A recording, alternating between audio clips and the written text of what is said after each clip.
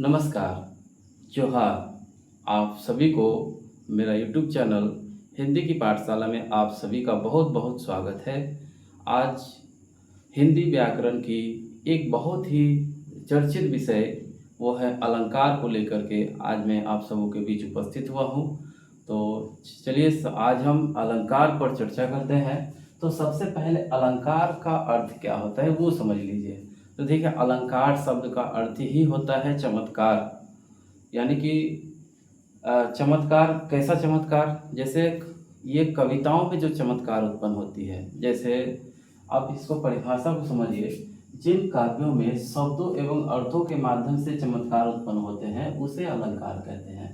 तो यानी कि कविता जब आप लोग पढ़ेंगे तो आपको लगेगा कि शब्द शब्द और अर्थ के माध्यम से जहाँ चमत्कार उत्पन्न होने की बात अगर आ रहा हो तो उसी को अलंकार बोला जाता है। ठीक है, तो ये था हमारा अलंकार का परिभाषा। अभी अलंकार के जो है दो प्रकार होते हैं।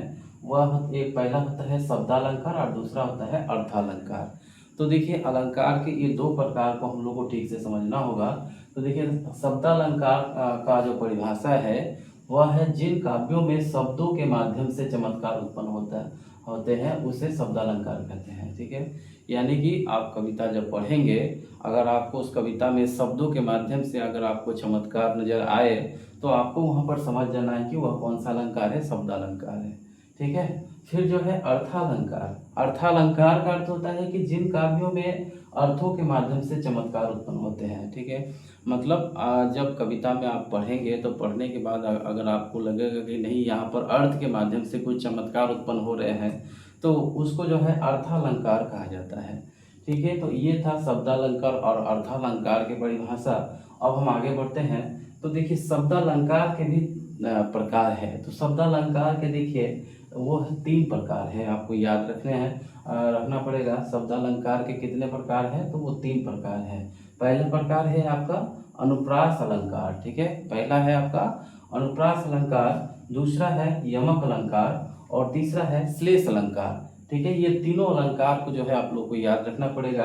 ये जो है अनुप्रास अलंकार, यमक अलंकार और श्लेष अलंकार, ये तीनों अलंकार जो है शब्द अलंकार के तीन भेद है। ये आपको ये याद रखना है शब्दालंकार में।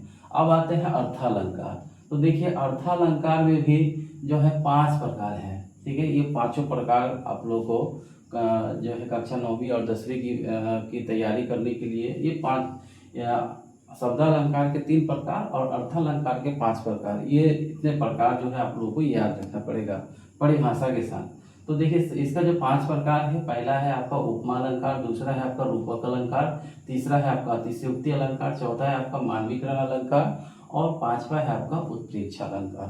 तो ये 5 अलंकार है आपका अर्थालंकार। तो देखिए, कभी कभी परीक्षा में जो है प्रश्न आते हैं ना कि आप लोगों को पूछ लिए जाएंगे कि अनुप्रास अलंकार किस प्रकार के अलंकार है, शब्दालंकार है या अर्थालंकार है। तो आपको याद रखना है कि अनुप्रास अलंकार शब्दालंकार में शब्दालंकार के भेद है। ठीक है, फिर आप लोगों को कभी पूछ लिए जाएंगे कि मानवीकरण अलंकार शब्दालंकार है या अर्थालंकार, तो आपको ये ध्यान में रखना है कि ये अर्थालंकार है। ठीक है, तो ये 5 प्रकार और ये 3 प्रकार जो है आपको याद रखना है। अब हम एक एक करके जो है हम चर्चा करते हैं। तो सबसे पहले यहाँ अर्थालंकार में आपका उपमा अलंकार ही पहले लिखे हैं, तो हम उसी का परिभाषा को लेकर के हम आए हैं। तो देखिए, उपमा अलंकार को हम लोग समझते हैं। तो उपमा अलंकार का जो परिभाषा है इसमें कहा जाता है कि जिन काव्य में किसी व्यक्ति या वस्तु की तुलना किसी दूसरे व्यक्ति या वस्तु से की जाती है उसे उपमा अलंकार कहते हैं। मतलब देखिए, ये जो उपमा जो शब्द है ना, तो ये उपमा शब्द का जो ये इस शब्द का अर्थ ही है तुलना करना। ठीक है, तो इसमें क्या है, तुलना करना।